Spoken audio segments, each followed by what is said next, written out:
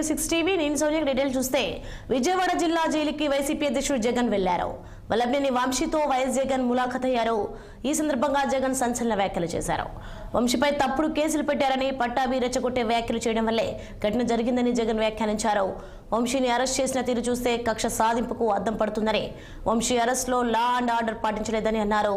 ఈ సందర్భంగా జగన్ పోలీసులని అధికారులని హెచ్చరించారు. బట్టలూడదీసి కొడతామంటూ ఘాటు వ్యాఖ్యలు చేశారు. రిటైర్ అయిన సప్త సముద్రాల అవతల ఉన్న వదలమంటూ జగన్ హెచ్చరించారు. ప్రతి పోలీసు వ్యక్తికి కూడా చెప్తా ఉన్నా, మీ టోపీ మీద ఉన్న 3 సింహాలకు కనిపించే ఆ సింహాలకు సెల్యూట్ కొట్టడం మొదలుపెట్టండి.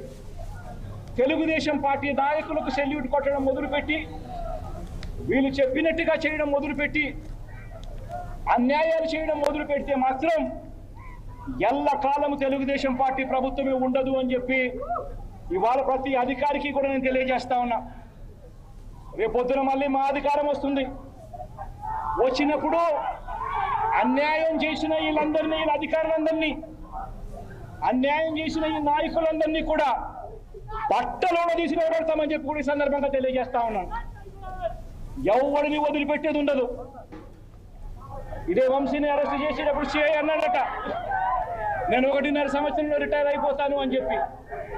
రిటైర్ అయిపోయినా కూడా సప్త సముద్రాల అవతల ఉన్నా కూడా మొత్తం అందరినీ కూడా పిలిపిస్తామని చెప్పి కూడా ఈ సందర్భంగా చెప్తా ఉన్నా.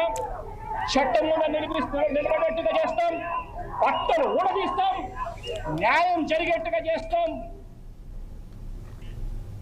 భద్రాద్రి కొత్త